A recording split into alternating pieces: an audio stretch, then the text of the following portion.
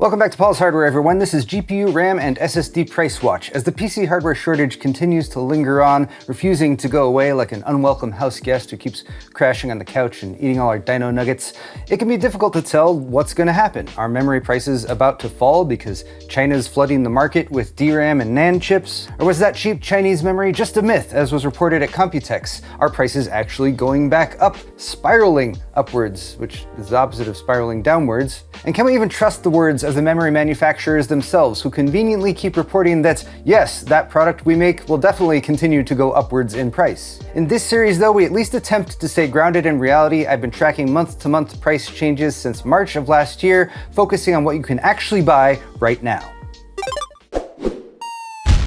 Excellent! Today's video is brought to you by the Paul's Hardware store on paulshardware.net, the only official source for Paul's Hardware merchandise, tantalizing t-shirts, brilliant beer sets, high-quality hoodies, and more, all featuring the classic thumbscrew for tasteful and refined viewers, or the 8-bit thumbscrew for tasteful and refined viewers who hate curves. New designs are added sporadically and at random, so head over to paulshardware.net and get some of that sweet, sweet merch right now. Or not right now, after you watch the video. Either way. A quick note on methodology before we dive into the data. There are timestamps if you'd like to jump ahead. We're focusing on US pricing, and we're pulling prices from PCPartPicker. For any given part, like the GeForce RTX 5060 8GB, I'm looking at the 10 least expensive prices and averaging those, and then I'm also listing the lowest possible price you can get for any given component. I'm also going in and double checking that the prices are not listings from shady resellers like this Unbeatable Sale Inc. Marketplace resellers on sites like Amazon on Newegg are often fly-by-night operations that manipulate the review system in order to trick people into buying from them and then shipping them erroneous products or something along those lines. Just about an hour ago, the seller's feedback was about 50% positive, so clearly they're doing something with the Amazon review system to be shady. The general rule of thumb is that the price seems to be significantly lower than other comparable listings. There might be some shenanigans afoot. But now let's do an overview for GPU pricing. These are last month's numbers for May, and these are the updated numbers for June. These two columns specifically are listing the average and low prices, and I've highlighted in green where we do have a little bit of positive movement. We have some lower prices for certain Nvidia GPUs. We also have a bit of a bright spot on the Radeon side with a $60 drop for the 9070 XT 16GB, bringing it down to $650, not as low as its low price, which was the MSRP at $600 back in December. But as I've said many times on this series, sometimes you gotta take what you can get. I've also added the RX 9070 GRE, which was announced just a week or two ago at Computex.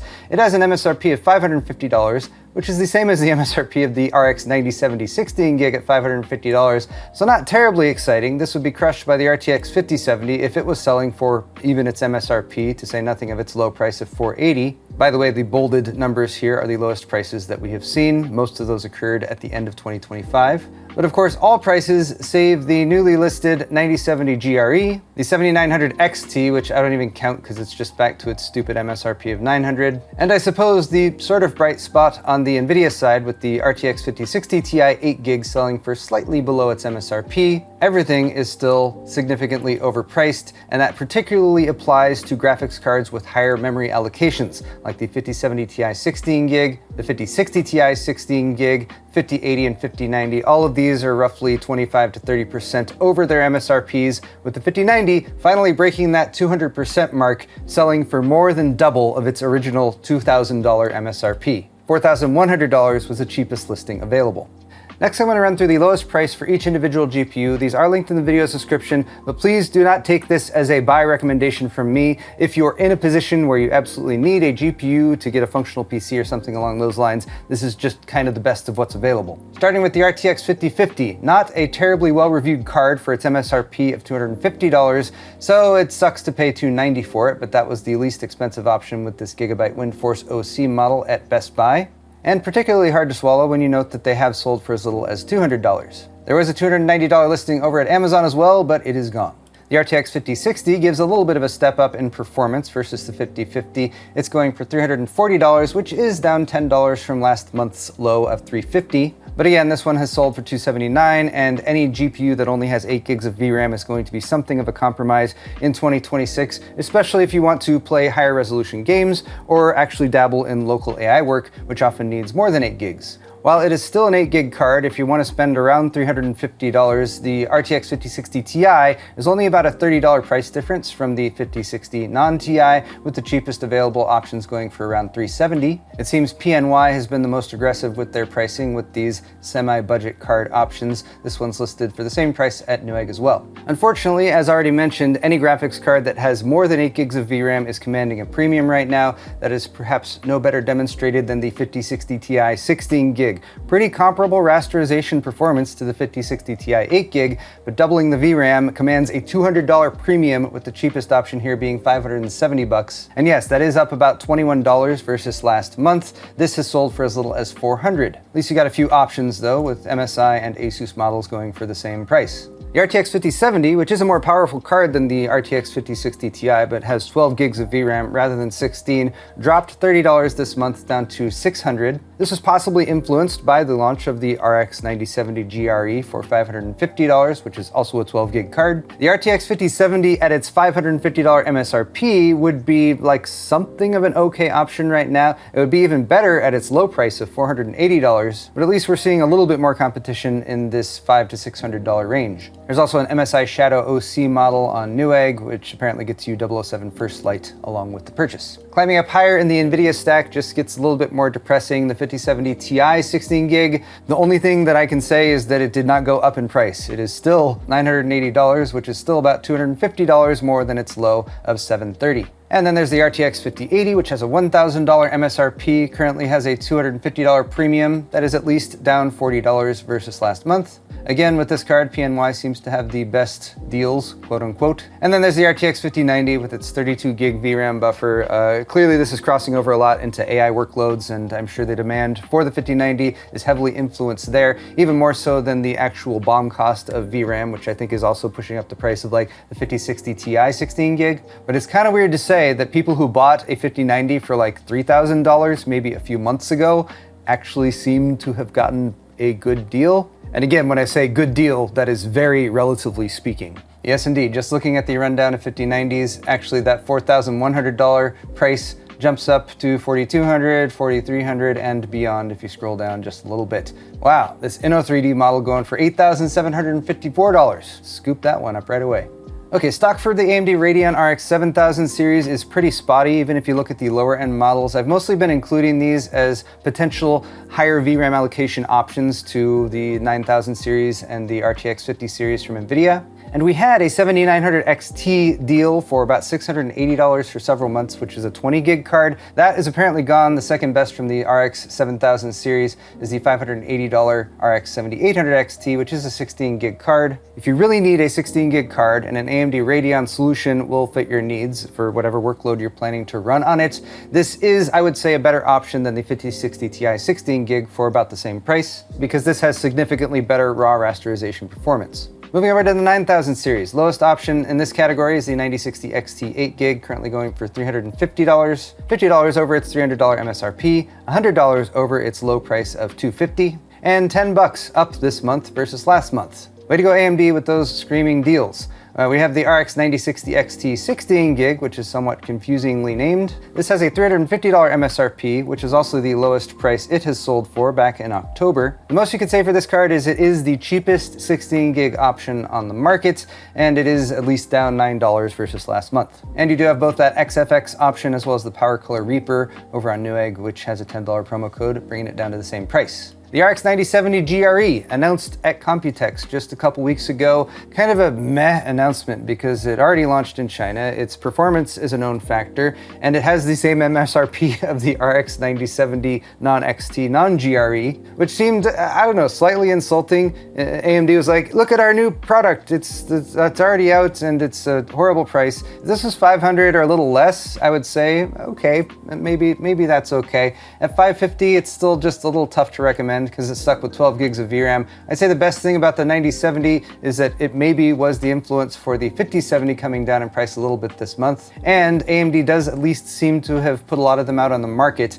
Maybe they're just not selling that well, but we've got a Gigabyte, we've got an XFX, we've got a Sapphire Pulse. There's actually more of these at $550 if you check the PC Part Picker listings. But let's move on to the RX 9070 non-XT. The ASRock Challenger is $600. This is up maybe $8 or so from last month. So pretty stagnant on the price. Also $50 more than its MSRP. And the low for the 9070 was $530. Newegg has the same model for the same price. The 9070 XT, currently the top GPU in AMD's Radeon 9000 series, did drop a bit this month, down $60 from the price of $710 last month to $650. And this does have a decent boost over the 9070 non-XT. So between the two of these right now, if you're trying to split the gap, I'd say go ahead and upgrade to the 9070 XT if you've got 50 more bucks. And look, Gigabyte has options in both black and white at that price.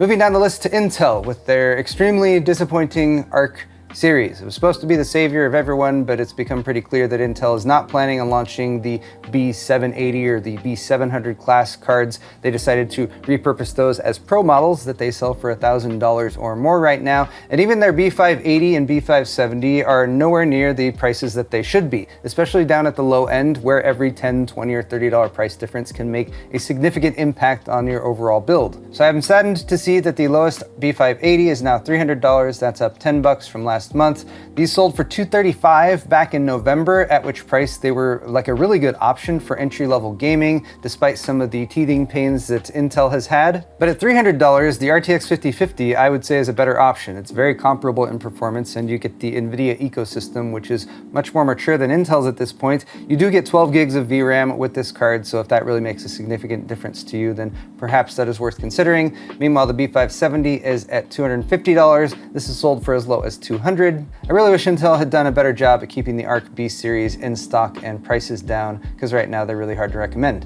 Moving on to perhaps the more soul-crushing part of this series, memory and SSD prices. We're going to start with memory, then do SSDs. These are the May numbers, and these are the June numbers. As you can see, we have slight upward creep in memory prices for your DDR5 kits. We do have a little bit of price relief on the DDR4 side. So DDR4 is still offering prospective PC builders a slightly more cost-effective solution if you're willing to build on a slightly older platform such as AM4. I'm not monitoring all DDR5 configurations. I'm focusing on 32 gig and 64 gig kits. So double check 48 gig options like 2x24 gigs. Those are also on the market. But I am splitting it between good configurations, which for DDR5 I've set at DDR5 6000 speed or better with CAS latency less than or equal to 32. And then I'm also comparing that to just whatever kit you can find that meets the capacity that you want, assuming that's 32 gigs. And the same goes for 64 gig kits. Meanwhile, for DDR4, we have DDR4 3000 or better, CAS latency less than or equal to 16, or again, just any configuration possible. Those happened to be the same price this month at $180. The biggest increase versus pre-crisis would be your $82 32 gig DDR5 kit, which has now jumped up to $385. We're getting close to 500%, or 5 times the price that the memory used to be. I really hope that doesn't continue to increase, but at least the good speed kits only went up by $7 this month. That makes everything better. But hey, remember the good old days like back in February or March when you could get a good 32 gig kit for like $330? Now that's up to $390, unfortunately, as represented by this Patriot Viper Elite DDR5 6000 kit, which is at least CL30. And I guess you're not paying the RGB tax here. Silicon Power has consistently had some of the lowest priced kits, whether you're buying them from their store on Amazon or buying them directly from their Silicon Power web store. Unfortunately, they can be kind of hard to decipher the actual price because they have this weird price listing here. Like apparently they meant this kit to go for $516, but it's marked down to $486, and then you have a $100 promo code. This is, though, the cheapest DDR5 32 gig kit with good speed and timings, going for $387. And there's a few more kits that are clustered right around that $390 price point. Meanwhile, if you don't care about speed and timings, you're only going to save about $2. Yeah, about $2, maybe $3 or $4 if you go with this kit. So I wouldn't say CAS latency 36 is worth $3 or $4, just go with those kits that are around $390. This is the least expensive 32 gig kit that was listed. Jumping up to 64 gig kits, people who actually need more memory for like a workstation at home or something like that have really been screwed over by this memory crisis. We're looking at $500 to $600 price increases over what 64 gig kits used to cost. This $800 Silicon Power kit, which is DDR5 6000 CL30, is the least expensive good timings kit. Similar price for this kit directly directly over on their website, available in black with pretty much the same speed and timings. If you do not care about speed and timings, you can save about $100 going with this Corsair Vengeance kit, which is DDR5 5200C40, $700 over on Best Buy. Moving on to the glimmer of hope in the memory section, we have $10 and $17 price drops for our 32 gig DDR4 kits, and those are both represented by this one, the Gel, I never know how to pronounce gel?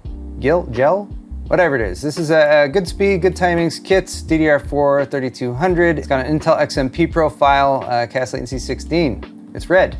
It's red. Not sure what else to say, but this actually meets the criteria for both the good speed and timings kit and the don't care about speed and timings for DDR4. Rounding things out with SSDs, I haven't been tracking these prices for quite as long, but remember back when you could get a 1 terabyte SSD for $55 or a 2 terabyte drive for $90 or a 4 terabyte drive for less than $200? Yeah, those were the days. We have a $10 increase in the lowest price 1 terabyte drive, pretty much the same price for the lowest price 2 terabyte drive at about $240, and at the very least a little bit of a drop to $400 for the cheapest 4 terabyte option. Our 1 terabyte drive is this dinky little M.22242 Sabrent drive, which is at least an NVMe drive, albeit a PCIe Gen 3 option. Still has good speeds for a Gen 3 drive though, with 2500 megabytes per second reads, 2100 megabytes per second writes. And despite it being a little bit shorter, a 42mm long drive should still fit in most motherboard M.2 slots. Moving up to 2 terabyte drives, I will give a word of warning. As I was looking through the listings today, I found the most amount of shady resellers selling SSDs. There were actually quite a few 2 terabyte listings, like the one I showed right at the top of the show,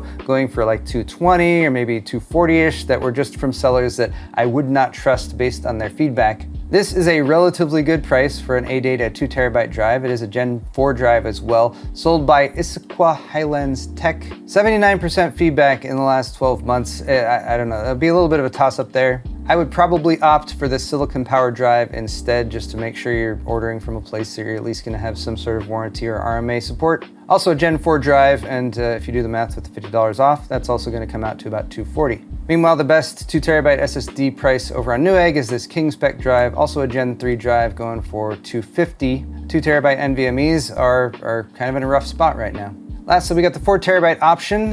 This again did drop by about $26 versus last month, down to $400. This Newegg listing for the Team Group T-Force PCIe 4.0 drive, $450, but there's a $50 off promo code right here, which brings it to $400. And look, it has the word deal on it, which means it's a deal. And reasonable performance for a Gen 4 drive, about 5 gigabits per second on the reads and 4.5 on the writes. If you're looking at SSDs and you just want to know, am I getting a good deal on whatever capacity drive you're considering, you can look at NVMe SSDs on PCPartPicker, and you can sort by price per gigabyte. And that's where we can also see this WD Green stand out, which is significantly cheaper than the next one up for the silicon power. But again, that is because this reseller is just not one that I feel like is on the up and up. I don't really know anyone from New Jersey. But that is going to wrap it up for GPU, memory, and SSD price watch for June 2026. I'll be back next month to see if things have gotten any better, hopefully not any worse. If you'd like links to any of the products I've shown, they're down in the video's description, as well as a link to PCPartPicker, where I have pulled a lot of this data from. PCPartPicker does not list micro center pricing, by the way, so if you are lucky enough to be close to a micro center, I would also cross-check these prices with micro center listings, because they can often have pretty good deals. Lastly, I would recommend checking out Combo Savings. Newegg in particular often has some pretty good combinations of items, so you can get maybe a better price on SSD or memory if you also need a motherboard and a case, for example. Lastly, if you still have any money left over after buying PC parts in 2026, you might be able to spend that at my store at paulshardware.net, where we have shirts and mugs and pint glasses, lots of high quality merchandise that helps support the channel, and the shirts are really soft and comfortable too. Thank you guys so much for watching. Like, subscribe, and all that good stuff. We'll see you all in the next video.